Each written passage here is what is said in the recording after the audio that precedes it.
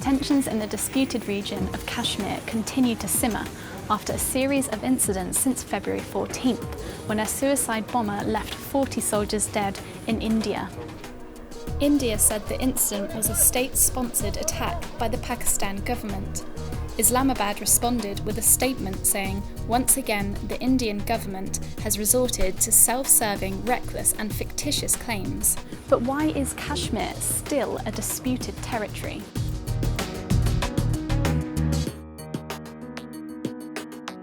Nestled between the Kunlun mountain range in the north and the main Great Himalayas in the south, Kashmir is mainly a Muslim territory.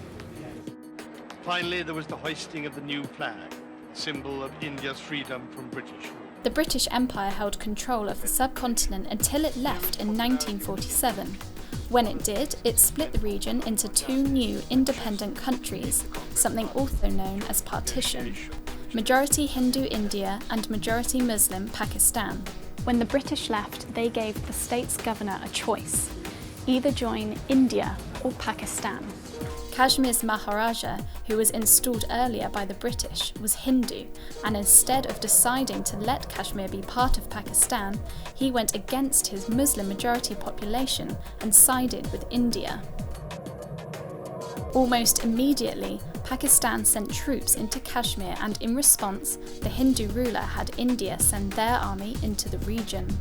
All of a sudden, innocent Kashmiris were caught in the middle of a crisis, sparked by the British Empire's departure. After 2 years of fighting, on December 31st in 1948, a ceasefire was agreed. The Karachi Agreement was made, resulting in 65% of the territory under Indian control, and the remainder with Pakistan. However, Pakistan did not withdraw its troops from the region, and no vote was held to decide which country Kashmiris should be ruled under, leading to yet more unrest.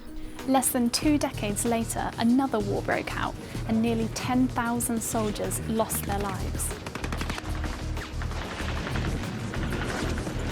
In the end, both sides returned to the original line of control. To this day, both India and Pakistan have claimed victory.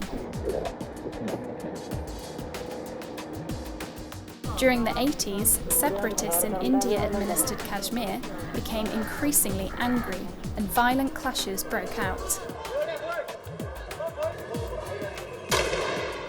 India retaliated by locking up tens of thousands of political activists.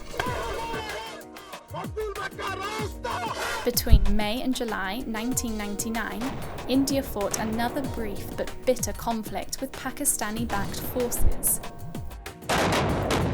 At the height of the conflict, thousands of shells were fired daily, and at least 30,000 people had been forced to flee their homes on the Pakistani side of the line of control.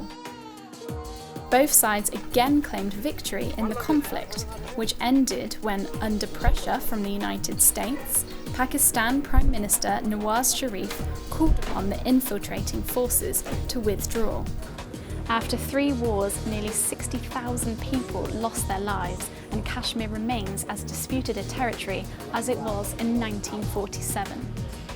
Today, Kashmir is still one of the most militarized zones in the world, and more frighteningly, both Pakistan and India are nuclear powers.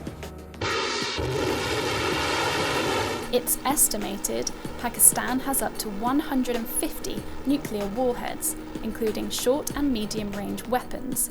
On the other side, India is estimated to have up to 140 warheads, including the Agni-3, with a vast range of 3,000 to 5,000 kilometres. In terms of manpower, India has an army made up of 1.2 million troops, which is supported by more than 3,565 battle tanks. In comparison, Pakistan's is much smaller, with 560,000 troops backed by 2,496 tanks. So as the two sides continue to face off with each other, one thing is clear: it is uncertain whether there will ever be a resolution for the Kashmir people.